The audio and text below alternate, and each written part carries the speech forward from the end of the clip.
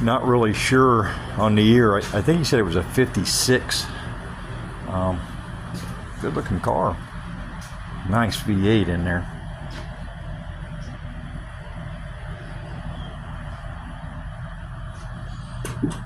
Took care of that seat.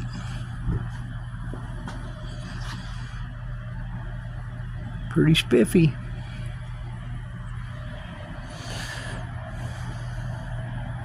Man, this green, like, it doesn't look like this. It's not this bright a green. Whenever not on the camera, it looks more of a darker. But underneath this, it makes it pop like a super crazy green.